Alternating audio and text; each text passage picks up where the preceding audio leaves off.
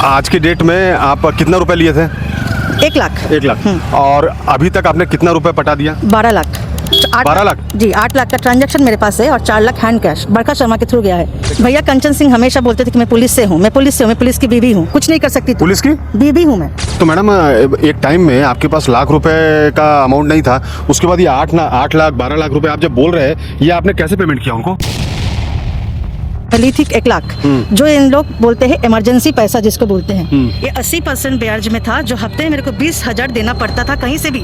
अगर मैं आज नहीं दे पाई तो कल मेरा एक दिन में 5,000 का फाइन भरता। आज़ादी के पहले जो सेठ साहूकार लोग रहते थे, चक्रवर्ती ब्याज लगा के लोगों का खून चूसते थे, आज आज़ादी के 78 साल बाद भी कहीं ना कहीं इस तरह की व्यवस्था हमारे भिलाई में, वो भी राधिका नगर जैसी जगह में चल रही है।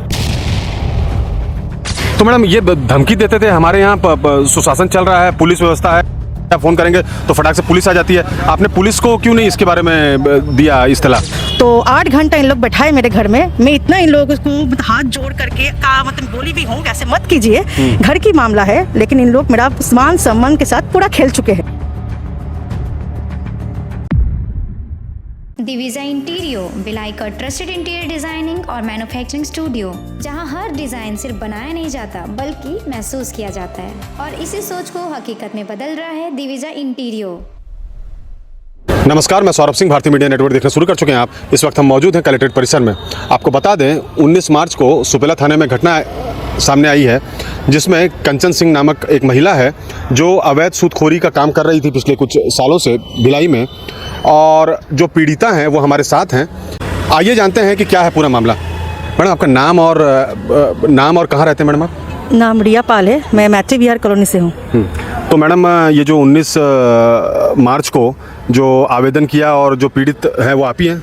जी मैं हूँ। मैं तो क्या हुआ था मैडम, कब से ये घटनाक्रम चालू हुआ और किस टाइप से वसूली हो रही थी? आप कैसे उनको जाने जो कंचन सिंह करके मुख्य आरोपी हैं? मैं कुछ कपड़े के बिजनेस के लिए इनसे 15,000 पहले ली थी, जिसके थ्रू बरखा शर्मा है और मेन इनका है कंचन सिंह, और वसूली वाले है बरखा शर्मा और वसीम खान। तो इनके थ्रू मेरे को मैडम के पास लेके गए थे। तो फिर मैं मैडम से 15,000 ली थी, जो 15,000 चुकता हो गया था। उसके बाद मेरे को नीट था, तो मैं जून या जुलाई के आसपास ऐसे ना, तो मैं ली थी 1 लाख, जो इन लोग बोलते हैं इमरजेंसी पैसा जिसको बोलते हैं। ये 80% ब्याज में था, जो हफ्ते में मेरे को 20,000 देना पड़ता था कहीं से भी। अगर मैं आज नहीं दे पाई तो कल मेरा एक दिन में 5,000 का फाइन भरता। मतलब मैडम 1 लाख रुपए आप लिए और उसका हफ्ते का 20,000 रुपए ब्याज। और मैं नहीं दे पाई तो मेरा कल मतलब देना पड़ता है 25,000, 20 का 25 देना पड़ता है। मतलब एक दिन का 5,000 रुपए फाइन जी। तो ये कब से चालू हुआ? 1 साल होने गया है, 9 मंथ्स हो गया। तो आज की डेट में आप कितना रुपए लिए थे? 1 लाख। 1 लाख। और अभी तक आपने कितना रुपए पटा दिया? 12 लाख। 12 लाख? जी, 8 लाख का ट्रांजैक्शन मेरे पास है और 4 लाख हैंड कैश बरखा शर्मा के थ्रू गया है। तो 8 लाख रुपए का ऑनलाइन ट्रांजैक्शन जो आपने पैसा दिया है वो सारा मतलब है आपके? जी हाँ मेरे पास है, मैं कोर्ट में जमा कर दिया हूँ, मेरे पास है। तो मैडम इस तरह से इतना लमसम अमाउंट आप दिए तो उस समय परिवार का क्या रुख था इसको लेके? परिवार में एक्चुअली क्या है, परिवार को कुछ पता नहीं था। मैं 2-3 साल पहले ही अपने ससुराल से अलग हो गई थी कुछ पारिवारिक प्रॉब्लम से। तो मेरे हस्बैंड को ही पता नहीं था, मेरे हस्बैंड भी ये सब नहीं जानते थे। बट 24 जनवरी 2026 को ये कंचन सिंह जब मैं नहीं दे पा रही थी, तो कुछ महिला को, मतलब 8 से 9 महिला को मेरे घर के बाहर बैठाए थे। मेरे देवरानी को जाके उल्टा सीधा गाली गलौज करे, मेरे सासू माँ को इतना परेशान करे, मेरे सासू माँ का बीपी भी हाई हो गया था। तो मेरे पूरा परिवार को तब पता चल गया था कि मैं कुछ कर्जे में आ गई हूँ। तो 8 घंटा इन लोग बैठाए मेरे घर में, मैं इतना इन लोगों को हाथ जोड़ करके बोली भी हूँ ऐसे मत कीजिए, घर की मामला है, लेकिन इन लोग मेरा मान सम्मान के साथ पूरा खेल चुके हैं। मैं बस इतना ही चाहती हूँ भैया, मैं अपने घर से भी अभी बेघर हो गई हूँ। मैं 2 बच्चे को लेके अभी क्या करूँगी, आगे नहीं करूँगी, मेरे को नहीं पता। बस मेरे को इतना पता है कि ये सब और ना हो, आप लोग यही देखिएगा। पुलिस को भी मैं यही बोलूँगी कि जो मेरे साथ हुआ है आगे किसी के साथ ऐसे ना हो। तो मैडम एक टाइम में आपके पास लाख रुपए का अमाउंट नहीं था, उसके बाद ये 8 लाख 12 लाख रुपए आप जब बोल रहे हैं, ये आपने कैसे पेमेंट किया उनको? जब मेरे से हो सकता था भैया तब मैं किया हूँ। मैं अपने फ्रेंड से, मम्मी पापा जो भी मेरे पास जब तक था, मेरे पास कुछ गोल्ड था, मैं उसको ही बेची थी। फिर मैं अपने हस्बैंड को बोलती थी कि मैं कुछ प्रॉब्लम में आ गई हूँ, कुछ मेरे को पैसा दो। तो मेरे हस्बैंड मेरे को पूछते थे क्या प्रॉब्लम आ गए हो, तो मैं बोलती थी उनको मेरे को 20,000 क्या कभी 30,000 का 20,000 की ज़रूरत पड़ता है। कि रात को 11-12 बजे तक भी मेरे घर के सामने आके वसीम खान और कंचन सिंह 11 बजे रात को 12 बजे मेरे को इतना धमकाते थे इन लोग आके। तो मैडम ये धमकी देते थे, हमारे यहाँ सुशासन चल रहा है, पुलिस व्यवस्था हट पे आप फ़ोन करेंगे तो फटाक से पुलिस आ जाती है। आपने पुलिस को क्यों नहीं इसके बारे में दिया इत्तला? भैया कंचन सिंह हमेशा बोलते थे कि मैं पुलिस से हूँ, मैं पुलिस की बीवी हूँ, कुछ नहीं कर सकती। पुलिस की बीवी हूँ मैं। तो सही में उनका जो हस्बैंड है वो पुलिस में है कि नहीं है?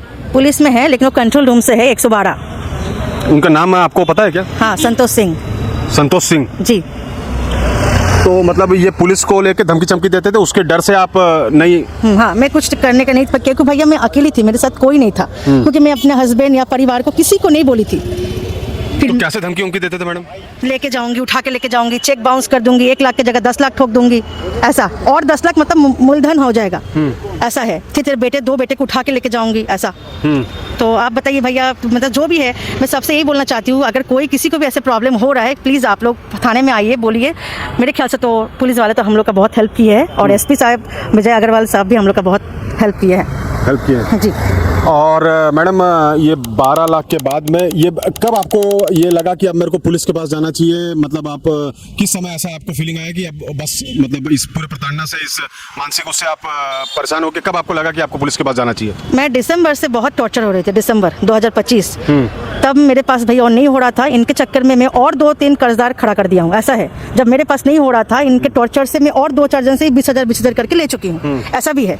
तो जब भैया मैं पूरा और नहीं कर पा रही थी, इन लोगों से मैं माफ़ी भी मांग रही थी कि मैं धीरे धीरे करके दे दूंगी, लेकिन इन लोग मेरे को समय नहीं दिए। और मेरे को अभी 14 मार्च को 2026 को कंचन सिंह ने मेरे को धमकी दी, अगर तेरे को 30 मार्च तक मेरे पास पैसा नहीं आया तो सोचना क्या कर सकती हूँ मैं। और बहुत गाली गलौज करते थे भैया, बहुत ज़्यादा।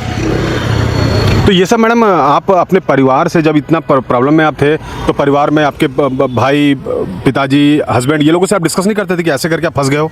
नहीं, मैं किसी को बोल के, तो एक्चुअली क्या है, किसी को बोल के नहीं की थी करके मेरे को हिम्मत नहीं मिला मैं किसी को शेयर करूँ ये बात। और मैं आपको पहले ही बोल चुकी हूँ कि मैं 3 साल पहले मैं अपने ससुराल छोड़ चुकी हूँ, वो पारिवारिक एक मामला है जो भी है, तो मैं उन लोगों से इतना बातचीत नहीं होता है मेरा। फिर भी उन लोग मतलब मेरे लिए जो 8 घंटे का सफ़र किए, मेरे देवरानी, मेरे सासू माँ, तो उन लोग को मैं धन्यवाद बोलना चाहती हूँ। उन लोग मेरे लिए गाली गलौज सुने हैं जो सुनना नहीं चाहिए था। और मैं 3 साल पहले उन लोगों से रिश्ता मेरा नहीं है। और मेरे हस्बैंड को पता ही नहीं था, कुछ पता नहीं था। तो मतलब एक टाइप से जो आपका अकेलापन का, मजबूरी का फायदा ये लोग बिल्कुल इन लोग मेरा फायदा उठाए पूरा।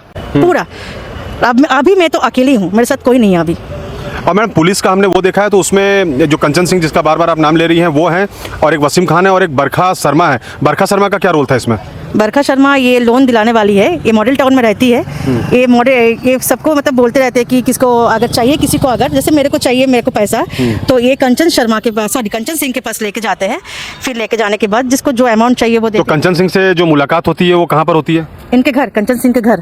कंचन सिंह का घर कहाँ पर है? इनका सूर्या बिहार में है, सूर्या मॉल के बगल में से है, सूर्या बिहार में। जो आगे में पुलिस क्वार्टर्स बने हुए हैं वहीं? पुलिस कॉलोनी में है जी। वहीं पे? जी। तो जो भी डीलिंग होती है वो घर के अंदर ही होती है? घर के अंदर ही होती है। और तो मैडम जब आप पुलिस में गई, आवेदन दिए, तब क्या हुआ, थोड़ा सा डिटेल में बताइए। जब मैं पुलिस के पास गई, तो पुलिस के पास मैं डायरेक्ट नहीं गई थी, मैं एसपी के पास जाके आवेदन दी थी। तो विजय अग्रवाल जी के पास मैं दी थी। तो विजय अग्रवाल जी अपना जो करना था वो सब कुछ, मतलब मैं बोली थी सर के पास जाके, सर मैं बहुत प्रॉब्लम में हूँ, आप कुछ कीजिए। तो सर रातों रात उन लोगों को, तीनों को गिरफ्तार करवाए हैं, रातों रात, मतलब 24 घंटा भी नहीं लगाए। तो एसपी साहब ने मेरा बहुत काम आसान कर दिए। और आगे मैं यही चाहूँगी कि मेरे साथ न्याय हो, मेरे को और कुछ नहीं चाहिए, बस। और ये जो मैडम आप 8 लाख, 10 लाख, 12 लाख का बोल रहे हो, सर डॉक्यूमेंट मतलब है आपके पास, लिखा पढ़ी में है, आप हमको प्रोवाइड कर सकते हो? जी। क्योंकि हमको भी जब वीडियो दिखाना है तो उसमें सारी चीज़ें अगर हम पुख्ता करके दिखाएंगे तो दर्शकों को भी समझ में आएगा कि आपकी जो पहलू है वो कितना सच है, कितना झूठ है। जी, मेरे पास सब कुछ है, आपको मैं दे दूंगी, आप दिखा दीजिए।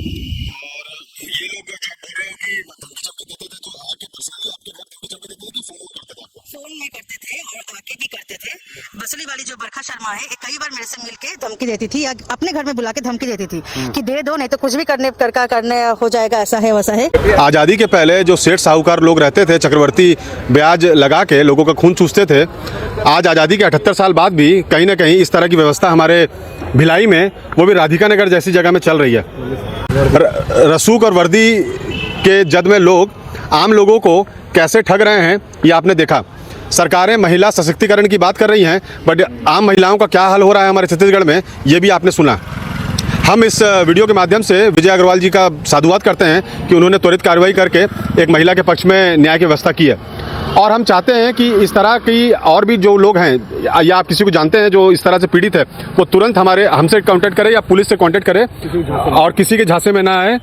निर्भीक और निडर होकर पुलिस थाने के समक्ष अपनी परेशानी लेके जा सकते हैं। बाद बाकी इस वीडियो को ज़्यादा शेयर कीजिए ताकि जो भी लोग अवैध रूप से सूदखोरी का काम कर रहे हैं भिलाई दुर्ग रायपुर में, उनके ऊपर कड़ी से कड़ी कार्रवाई हो, आम लोग ना परेशान हो, आम लोगों का खून चूस कर जो लोग पैसा कमा रहे हैं वो लोगों को सज़ा मिले। वीडियो पसंद आया तो वीडियो को लाइक कीजिए, चैनल को सब्सक्राइब कीजिए। बाकी खबरों के लिए आप देखते रहिए भारतीय मीडिया नेटवर्क। 19 मार्च को प्रार्थी रिया पाल निवासी राधिका नगर ने सुपेला थाने में एक लिखित शिकायत दर्ज कराई थी कि उसके द्वारा 1 वर्ष पूर्व कंचन सिंह नाम की महिला जो स्मृति नगर चौकी क्षेत्र में रहती है, उससे 1 लाख रुपए उधारी लिया गया था, जिसका लगभग 12 लाख रुपए उसके द्वारा ब्याज सहित पैसा दिया गया है। उसके बावजूद कंचन सिंह द्वारा अपने सहकर्मी बरखा शर्मा और वसीम खान के साथ मिल करके और उनके सहयोग से लगातार उसको प्रताड़ित किया जा रहा है और अधिक से अधिक रकम के एक्सटॉर्शन की कोशिश की जा रही है। प्रकरण में सुसंगत धाराओं में FIR कायम किया गया है और कायम किया जाकर के प्रकरण में कंचन सिंह, उसके सहयोगी बरखा शर्मा और वसीम खान तीनों की गिरफ्तारी की गई है और अग्रिम कार्रवाई की जा रही है। प्रकरण में उनसे जो ब्लैंक चेक लिया गया था प्रार्थिया से, उसको भी जब्त किया गया है और अग्रिम विधिक कार्रवाई की जाएगी।